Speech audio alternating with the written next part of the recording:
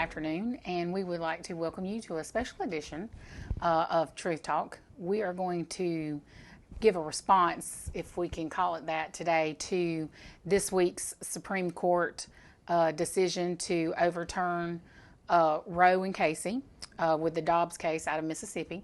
So today is June the 26th, and we're just going to, first of all, talk about our Christian response, and then maybe to the case and what is happening, and then maybe looking ahead for the church, what is our future response, and how do we need to plan to address other issues that arise out of this change in abortion law within the United States of America. So, a brief overview of what the overturn of Roe v. Wade and the Casey ruling, which happened after Roe, but still in the 70s, is basically that federalized abortion in the United States of America and said that it was a constitutional right to an abortion. It basically made it the law of the land that a woman had the right to have an abortion in any of the states of the United States of America.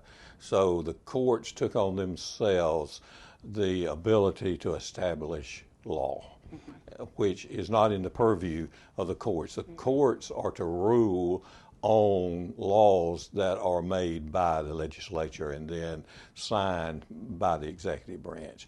And so they stepped past the Constitution and enacted a law. That's what took place. And so then now what took place on Friday is the court said, well, wait a minute, we do not recognize that as established law, which is the big brouhaha. Once a law is established and seen as precedent, then the court rules on that precedent and does not go back and overturn that precedent is the thing. Of course it does. It has in times past, thank goodness, because it did it on several cases.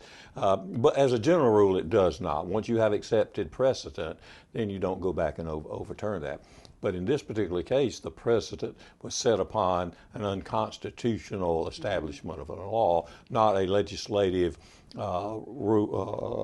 adoption or legislative law that had passed through the House and the Senate and then signed by the President. That's your two houses, which is your legislative and then your executive signing it into law. And so the Supreme Court said, we made a mistake. We should have never established a law. That is up to the people. The moment the court starts doing that, it's no longer we the people, it's them the court. Right. And we no longer have the United States of America. We have the United States of the Supreme Court. Right.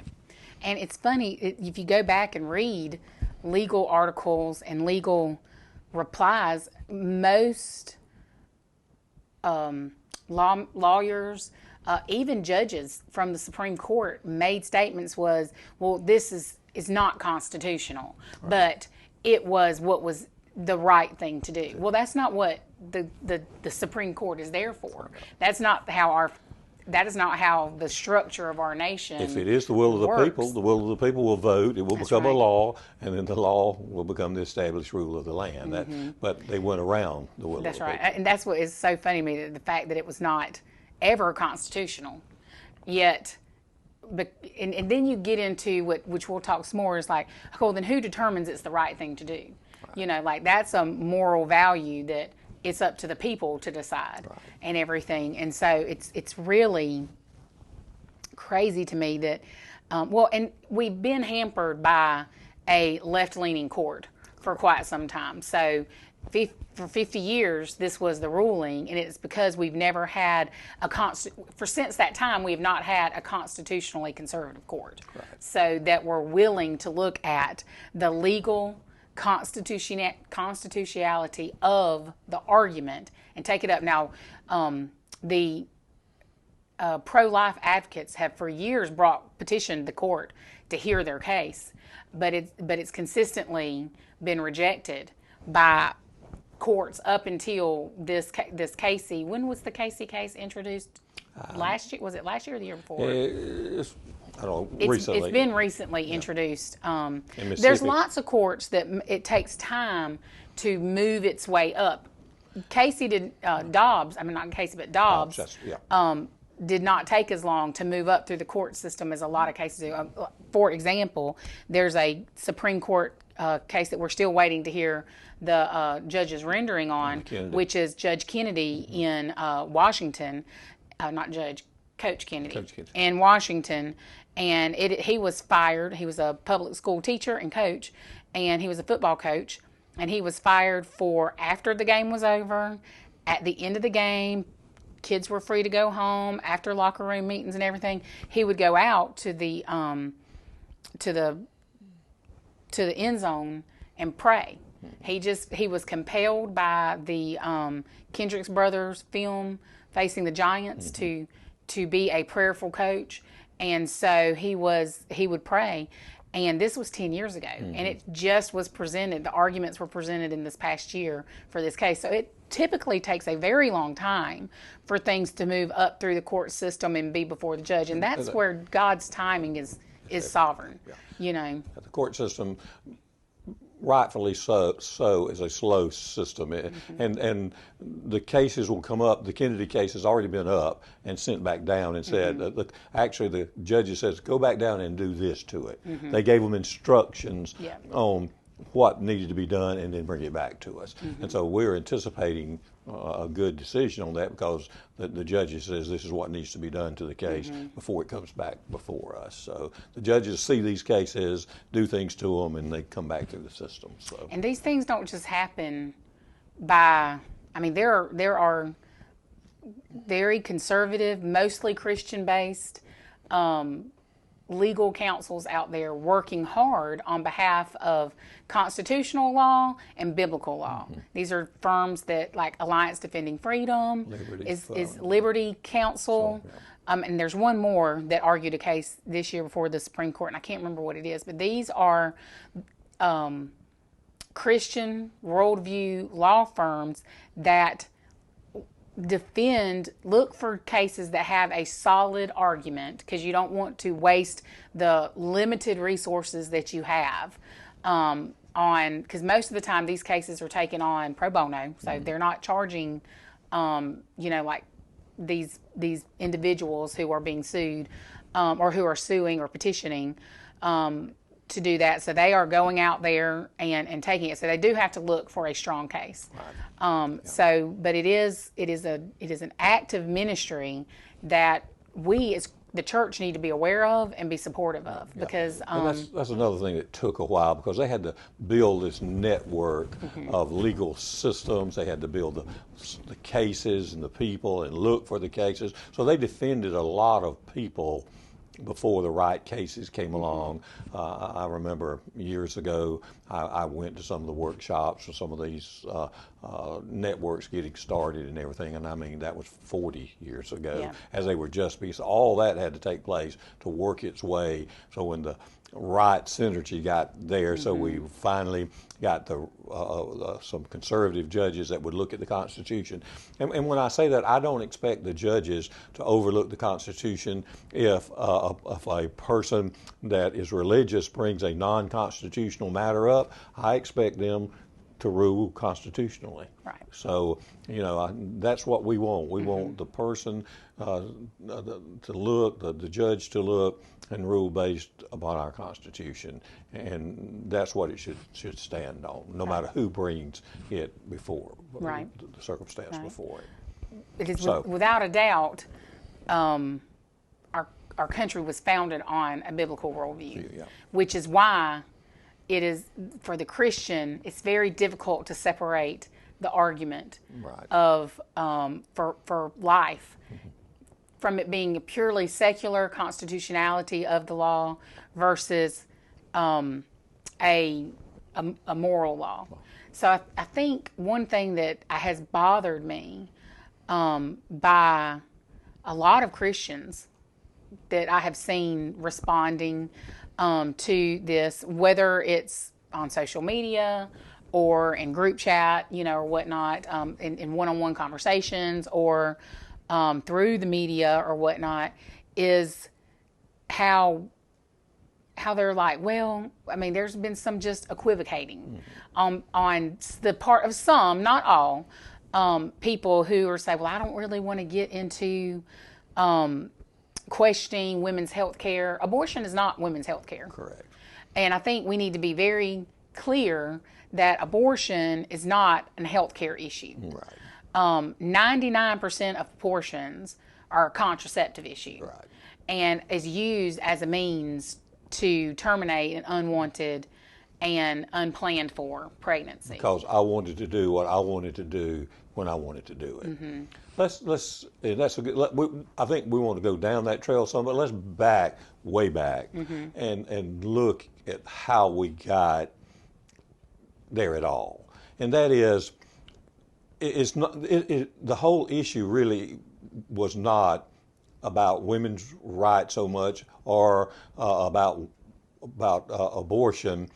In the late 50s and 60s, the socialist movement had, and of course I believe, because of who I am, undergirded by Satan, was trying to destroy this country. Because as long as this country is here, it stands as a tool against everything Satan stands for. While the United States is not perfect, and I don't believe we stand here and say that the United States is God's chosen nation. That is not at all what it. But it is a country that has principles that are godly, and as long as men are in it, it's imperfect. Right. But it does have godly principles, and it was founded on a very firm constitutional basis that had godly principles. I mean, the Bible is written all into the Constitution of the United States of America. And so as long as it's here, it stands as a rebuke to other nations on earth and to the devil's system that he's trying his best to build on planet Earth, his world. And so he is in the business of trying to destroy this country. And so he enacted the socialist movement that was trying to destroy America. And the upheaval of the late 50s and 60s was a social movement that was trying to destroy America by separating it and pitting Americans against Americans. And the big development of that was to pit the black America against white America and poor America against rich America. That's the socialist pattern. And women against men. It's always about disunity. Division. And though it was successful in causing division, it was not successful in causing the divide that it wanted. It did not. By the late 60s, it had not caused the social divide that socialism had hoped for. And so it needed something in the mix that would cause more division. And so the hope would be that it would cause a division between the male and the female. So entered into this thing was to try to cause more of the breakdown between man and woman. And the breakdown of the family. That is, to me, that is what was still strong. Was strong family values. And when the initial movement didn't help, well, how else are you going to break down? Like when the racial division wasn't working and the classism division wasn't working, then what's the next step to that? At least not you get into the sexism, and then that was inserted, and that created the first real schism there in the late 60s. So you had two things that happened. You had the war on poverty, which was under Johnson, which destroyed the black family. And so before the war on poverty, the rate of marriage inside of the black family was way up there. I used to have those. It was like 70-something percent. 78, I think is what I heard. 78, 79%. And it plummeted. and the black family was destroyed in just like a decade. And then starting with 73 with the Roe versus Wade decision, you had this division begin that destroyed a lot of the caused attention, but destroyed the family inside of the Caucasian, the white race, and you saw that begin to plummet until today. We are at less than 50-50 inside of the white race. So now you've destroyed the family in the black race, and you're destroying the family in the white race, and so now you're causing the total, tearing, ripping apart of the fiber of what undergirds the country. So if you couldn't destroy it one way, we've gone the other way in destroying the family. So the devil's sneaky. So out of that comes this decision about termination of children. Right. And really it's part of the feminist movement, the My Body, My Choice movement, who started, I don't have to be held accountable for my consequences. And that is very much how abortion is used. If you go look at the statistics, there's a greater percent of married women. I think it's over 50% of people who received abortions are married. It used to be a disproportionate number of women who received abortions were African American. It's leveling out some over the years as this becomes a topic of as a more social movement. And it just floors me when you hear actors and actresses just flamboyantly embrace abortion. I remember hearing an actress on TV that was talking about abortion, and she was proud of the 7 or 8 abortions she had had, and those people gives this idealistic view of abortion as a way to deal with a problem, but it doesn't address the what happens after. To the average woman who receives an abortion, it doesn't address the trauma, the grief, and the guilt that is a lot of times present after receiving these services. Right. So I think it's important, though, that we get back to our Christian response as to why we believe abortion is evil. And it starts at the very beginning of our Bible, when in Genesis it tells us that God conferred upon man his own image. Right. We were made in the image of God, his imago Dei, and gave to us his breath of life. So he physically breathed into us. He gave us his image and breathed life into us. And for us to take it upon ourselves to determine that God is still the author and creator of life. It's not a evolutionary fact that a sperm unites with an egg and creates a zygote, and then it just so happens. The creation of a child begins in the heart of God and takes over in the body of man, because there is still every single person created, whether they ever are born or not, but every single person created is made in the image of God, and has life from the moment that conception begins. And when they originally started in the 70s with saying it was tissue and this or that, they didn't imagine that one day we would have imaging equipment and all that we have today. So they just took your argument you said there and poo-pooed it and said, but now we can see that little bitty baby very early on in its You can stage. detect that heartbeat within 20-something days. Yeah. In 22 days, I think you can see life begin.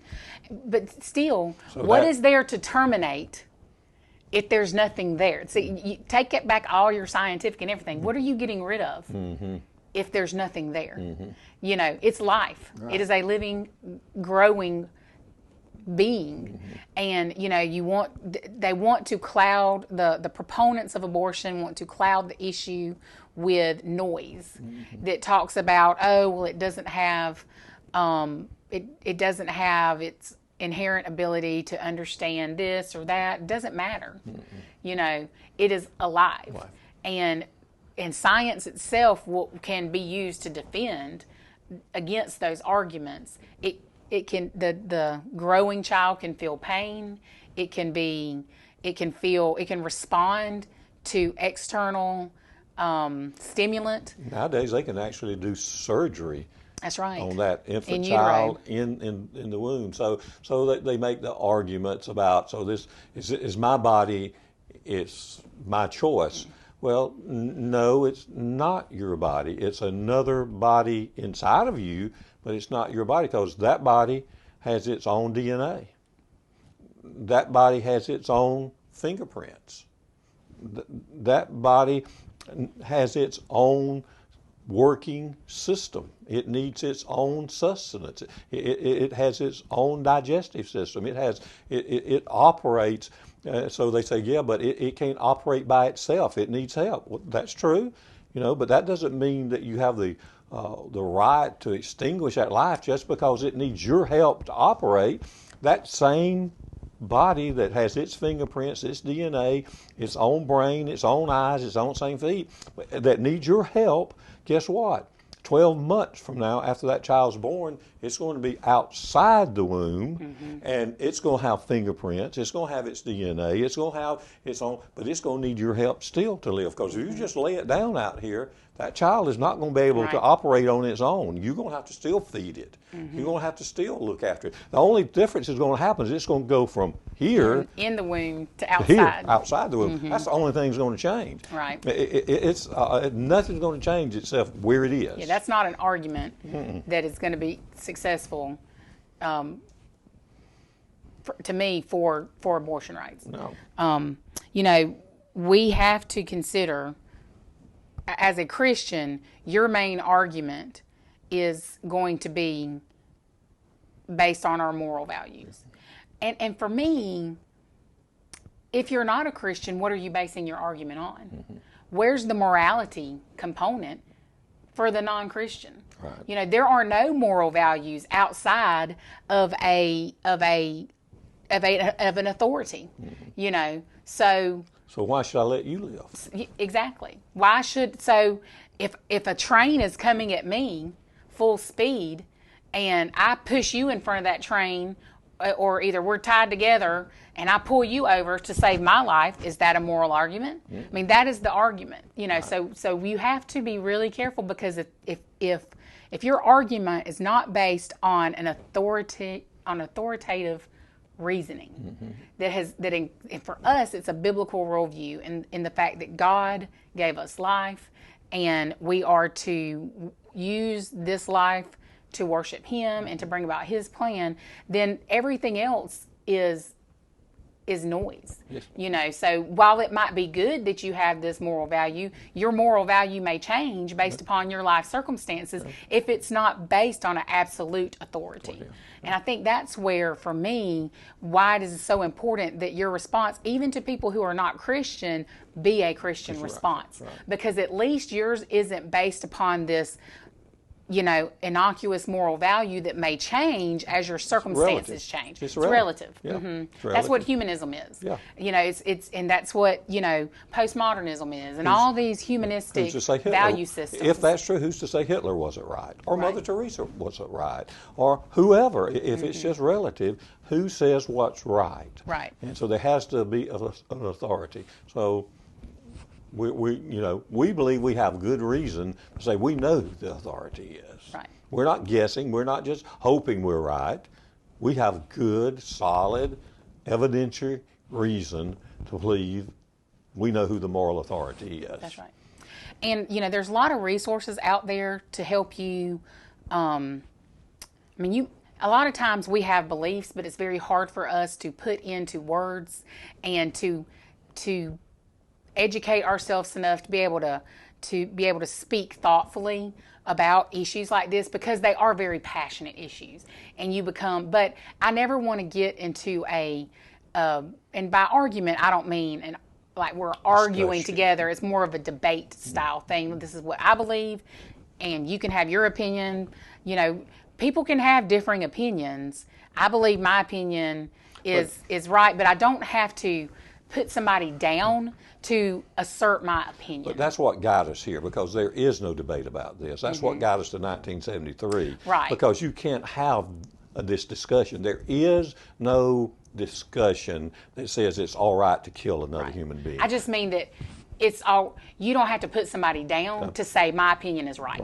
But when you get into discussion what the other side does, because they don't have a point. There's no way you can nicely say it's all right for me to live my lifestyle the way I want to, and then when I become pregnant to kill my baby. There's no way to nicely say that. Yeah. We as a Christian must say unequivocally, this is wrong. Wrong. So what they do then is they start, the moment you nicely say, let's discuss this, they realize that argument, that there's no way they can win that argument. So next thing, they start calling you names. You are xenophobic, homophobic, you're phobic something. You become some name, and then they start screaming at you, and from there you can't have a discussion. There's no longer a real, and by that I don't mean everyone. There's a few, but by and large it becomes the them movement. Screaming. If it's me, the first thing they're going to tell me is, "You're a man. You don't have a right to discuss this." Excuse me? Yet they want to hold, but yet one of the arguments is that mothers can't get fathers to help pay and raise the babies. Well, you're not giving me an opinion if you're not giving me a chance to do that. It's very hypocritical. Most arguments are very hypocritical and everything. But so I guess where I was going is that we need to educate ourselves on the basis of our belief. Too oftentimes Christians put themselves in situations that they want to stand for their beliefs, but they haven't done the due diligence of doing research and being able to understand how to succinctly state what they believe and give the Christian argument for that. So one place that I like to refer to back to is the Family Research Council, and that is run by Tony Perkins. He is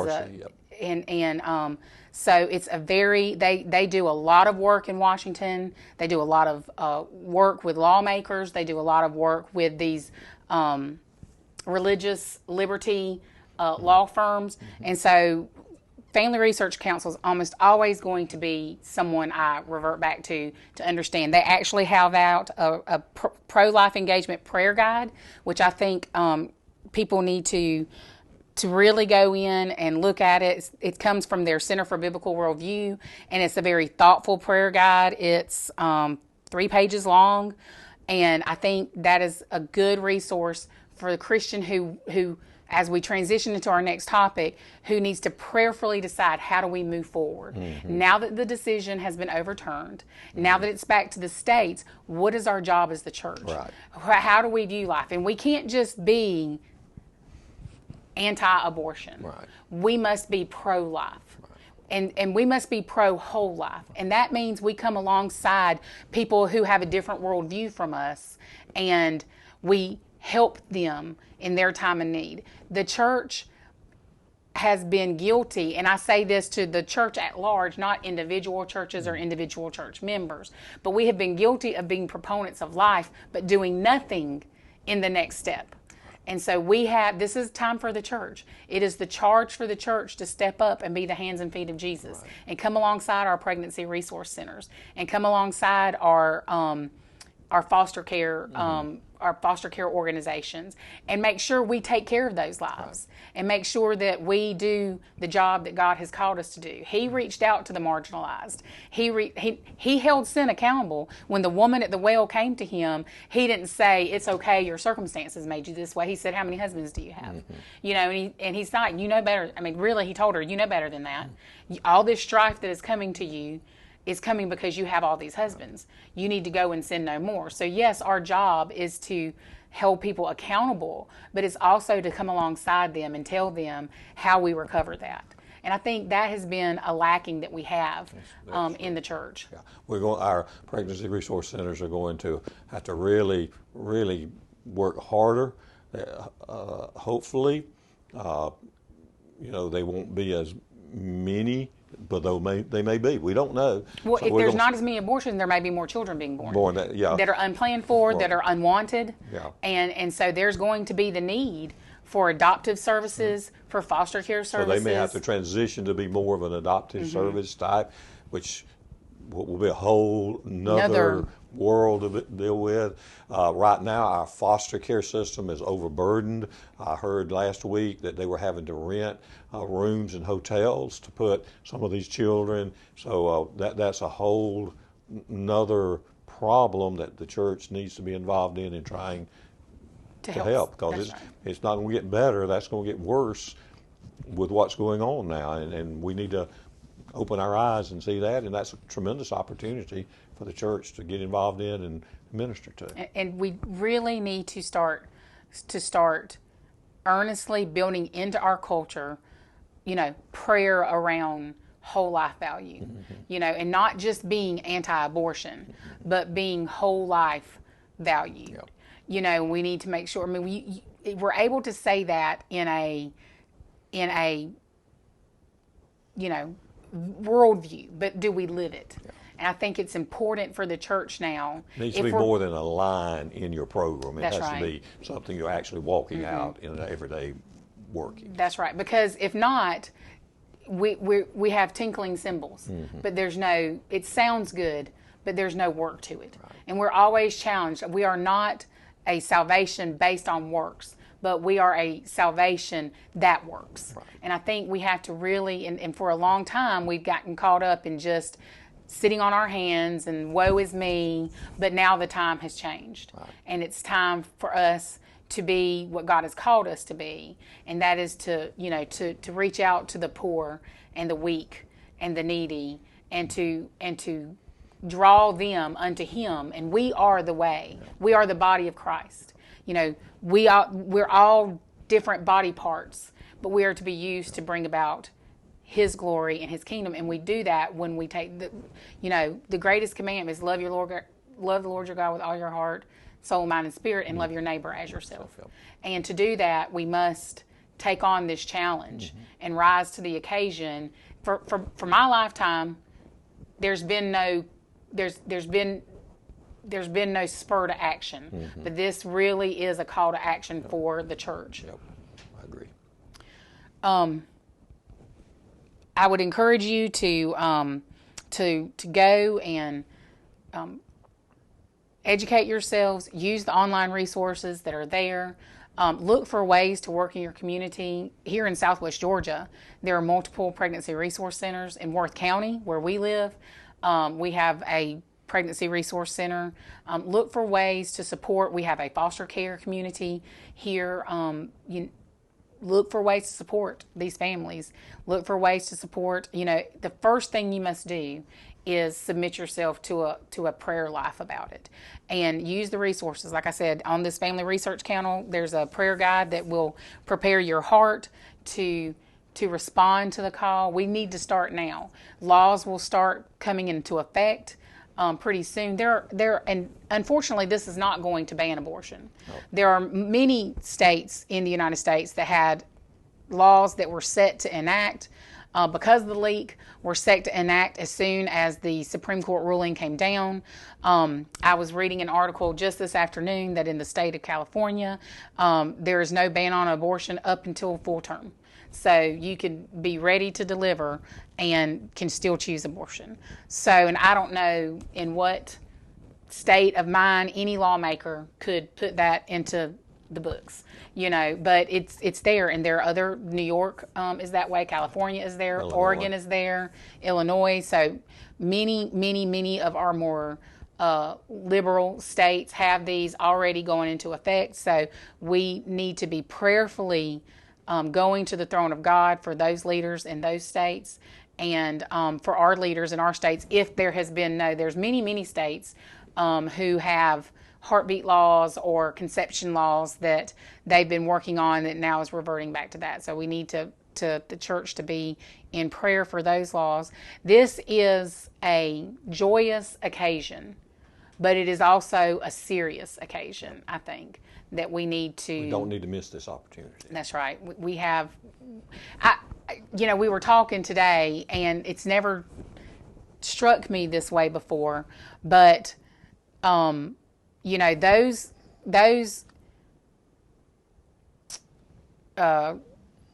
people groups in the Bible that God judged most harshly were people groups who performed child sacrifice. Was it Moloch? In that they were offering babies up to Moloch, in the Bible, and that is what abortion is. Abortion is child sacrifice to the God of self, and we have got to get on our knees and ask God to lead us and guide us through this. Yep. So thank you for joining us today. We wanted to really go ahead and address just our thoughts on what the Christian response is to the overturning of Roe v. Wade and the Casey case, and it's a monumentous day for the pro-life movement, and we rejoice with our brothers and sisters in Christ who have worked so hard to bring this about, but we also know it is a challenge and a charge to Christians in the United States of America to go out and see how we can rise to the need that is now going to be present. So we encourage you to seek those resources both in your local community and outside your community to see how you can make a difference for God. Thank you for joining us today for a special episode of Truth Talk.